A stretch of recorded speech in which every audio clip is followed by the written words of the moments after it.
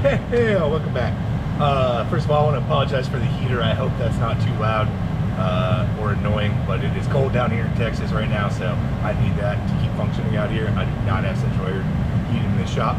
But today we are going to do some repair videos. I got quite a few I'm going to make on the same car. It is a 2010 Toyota Avalon. So if you're here to learn how to do a repair, you're welcome, and we're about to get into it. So the first one we're going to start with is we are doing the front brakes. So let's flip her around, and here we go. Sorry, I get a lot of complaints about shaky video, so I'm trying to hold this thing more steady when I got to hold it and set it down somewhere whenever I can. But we are going to start. I have the tire off, obviously. You see that I have it up in the air. If you're doing this in your driveway, make sure you jack the vehicle up, get a jack stand under to support it, and then you can pull your tire. The other thing you need to do before we get into it is take off the cap to your brake fluid reservoir up under the hood that is against the firewall on the driver's side. I will actually show that real quick, and then we will get to work. All right, here we are. I'm on a ladder, but this is the engine bay right here. This reservoir has this cap on it, so you just grab it and pull it right off of there. So just leave that cap off while you're doing the work, and then you'll be good to go. So we're gonna get into it now. If you've never changed your own brakes before, this should save you a good deal of money. It is extremely easy. Anybody can do it. Just, you know, pay attention, and I feel like you'll have to watch this video one time. It is not tricky at all. But the first thing we're gonna do is we're gonna remove the caliper here. So in order to do that, you have a bolt. Bring it around. You have one bolt here and one bolt here. They are 14 millimeters on this Toyota. And you have a nut on what's called the caliper slide. That is a 17 millimeter. It may or may not need to be held. I'm gonna go ahead and take these off real quick, and I'll put you over here. Hopefully you can see it, at least see the top one. So I got a 14 millimeter on a long ratchet right here. We will try and break it loose without it, but this one is gonna need to be held. So you'll slide your wrench in, just like that, and then just hold it while you break it loose. Boom, just like that. So now we're gonna get the bottom one done. All right, once you have them broken loose, you're going to just unscrew them and take them all the way out. Just like that. You just grab a hold and just wiggle her off at that point. Just like that. Bam. We will set it up here. I don't want to interrupt my light at the moment, so I'll just kind of set it to the side. We have our brake pads exposed. You'll see here, look at these. These brake pads are coming apart. They actually aren't even that worn down. They're just literally coming apart. The backs have fallen off. It's slid down into the rotor on this one. Bad quality parts is so common these days. So there should be two of these little spring clips on the Avalon. One that goes up here that go in these pegs and squeeze it together to hold it, and one that goes on the bottom side too. And this side is missing the bottom side. So I don't know if it fell out or if whoever did these last forgot to put it in, what happened there. But you'll take out both of these clips just like I did, just squeeze it and kind of pop it out. And then you will grab the pads and just slide the pads on out of there, just like this. Voila, we got both pads in our hands here. Look at that. That's crazy. I hope nobody else has that problem, because that's just not cool. Okay, now with the pads off, you can feel your rotors. If they're extremely smooth, which they most likely are not, you can do just a pad change. You can clean all this up with brake cleaner, put your new pads in, and continue. Just watch the reassembly part if you need it. But I always at least get my rotors turned. If there's not enough left on them, if there's not enough material left, I will replace them, obviously. But I always turn my rotors. If I'm putting fresh pads in, I want a fresh rotor surface for them to go to. So in order to do that, we are now going to take off the caliper bracket. But on the back side, you have a 17 millimeter on the bottom and a 17 millimeter up here on the top. So we are going to take both of these out, and then the whole caliper assembly, or the whole caliper bracket, will slide right off.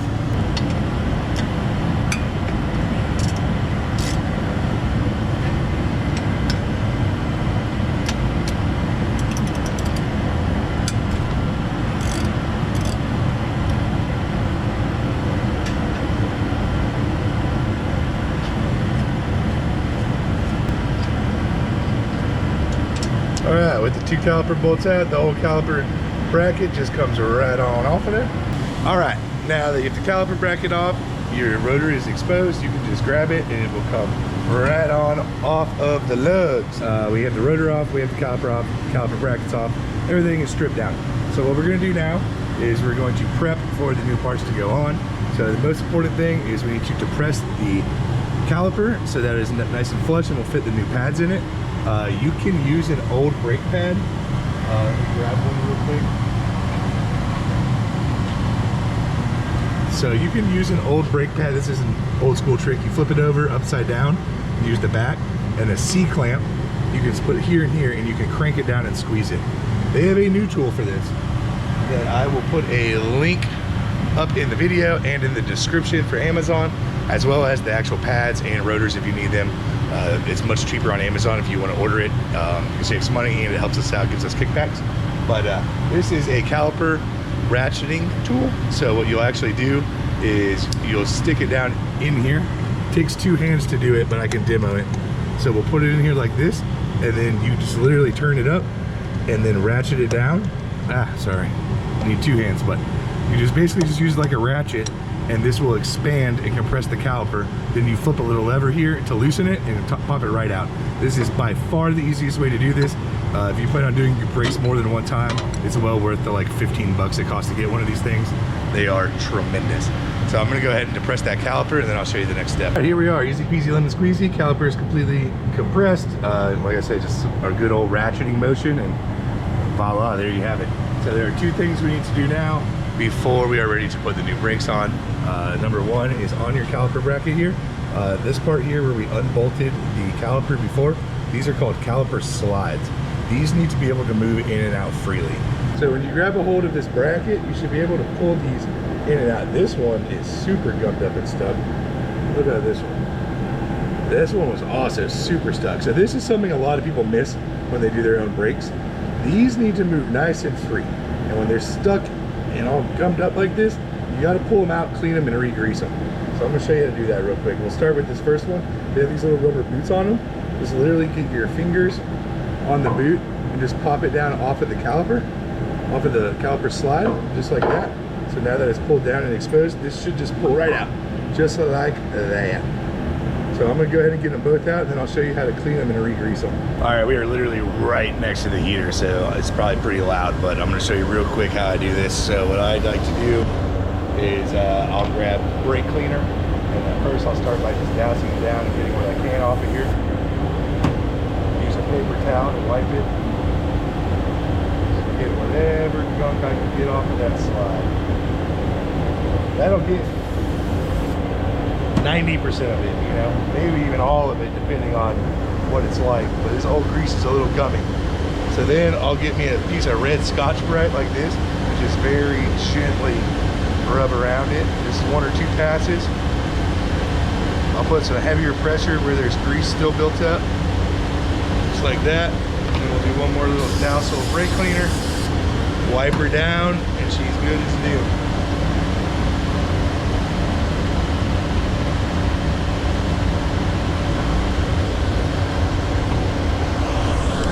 There we got it, 2 cleaned up bolts.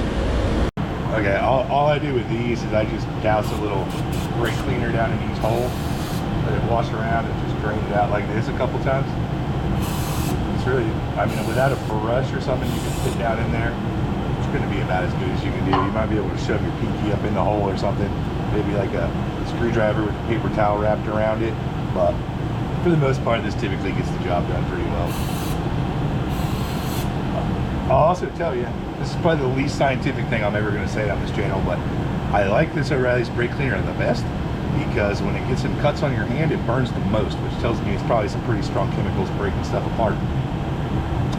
Least scientific thing I've ever said, but the logic seems sound to me. But there we go. We'll let this dry out, and then we'll go grab some grease, and then we're going to grease these puppies up and get them reinstalled. Now that that caliper bracket's dried out, I'm going to just take my caliper slide here. I'm going to dunk it down in the grease. Kind of wipe off the excess there. You don't want too much, but you don't want too little really. You just kind of want to smear it around, get a nice good coating on it. Maybe have a little bit extra on there, just like that. That'll do. You don't need a super excess, but you don't need to be too light either. I know that's not telling you much, but I know, it's kind of a by feel thing, and you can't really screw it up. This is the shorter of the two calipers slides, so you're just gonna stick it back in its side, and then just work it in and out, work it in and out, work it in and out, work it in and out, work it in and out.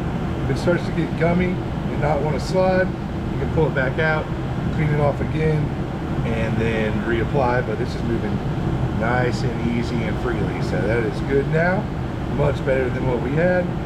So we are going to send it. So I'm going to get the other one installed, and we got one final step, and we're ready to put the pads on. So we got the slides, they're nice and re-greased, moving in and out. So the final step before reassembly is you want to come down here when you have your rotor off, and on the inside of your wheel hub here, where all this rust is, right, we're going to take another piece of red Scotch-Brite, which again, if you don't have any of this on hand, it will be linked in the description below, along with pads, rotors, caliper depressing tools, pretty much anything and everything you need that you might not have on hand. It's all super cheap stuff, and it makes this job really easy. You pay for that material, you pay for these materials one time, and then the next time you go to do your brakes, you'll be pocketing a ton of money. But we're basically just going to go right around this edge right here. So just this lip is where the rotor seats and actually makes contact. So we just want to knock off what little bit of surface rust there is on that, on the hub assembly itself. Just working around, working around, working around. And then take your brake cleaner, just give it a dousing. Bam. We'll let that dry, and then we are ready to put our resurfaced or new rotor on. I do believe where we left off, we had our rotor off. We had just cleaned everything and re-greased the caliper slides to make sure they're moving. You'll see I got my new axle and my tie rod stuff all done here. So we are ready to put this wheel back together. So the next step for your brakes is going to be to get the hardware swapped out on the caliper bracket. I like to do this on the bench before I put it back in. You can do it in the car. It's all kind of personal preference, but we're gonna move over to the bench here so that way I can give you a better view, hopefully. It is not complicated at all.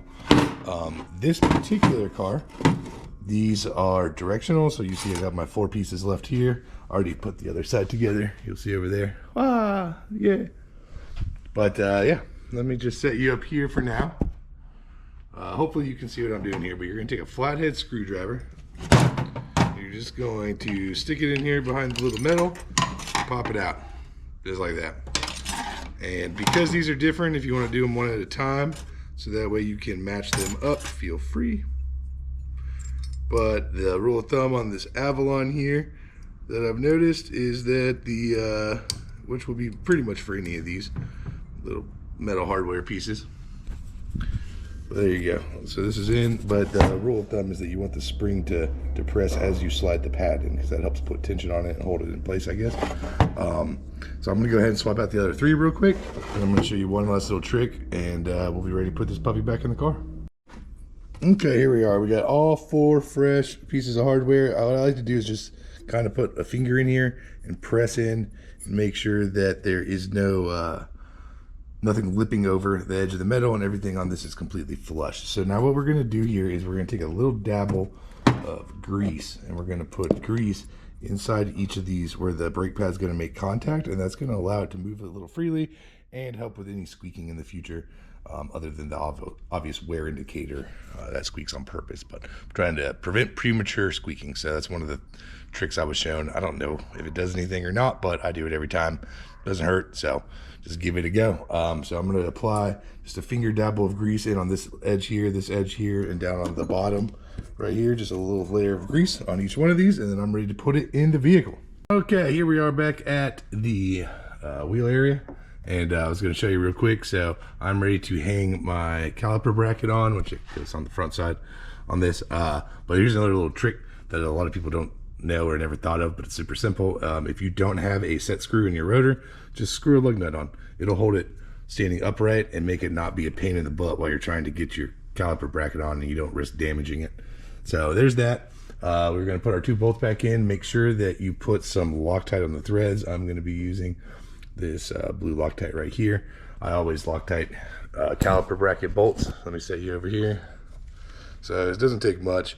You want to make sure you get it in a meat of the threads that will actually have torque on them. So don't put them on the tip or at the very, very top. Just put them kind of in the middle. Obviously there is a torque spec, and I will put it on the screen right now, but I don't ever torque down things like these caliper brackets to spec. Just give it a good, I mean, it's a 17 millimeter headed bolt, so it can handle a good amount.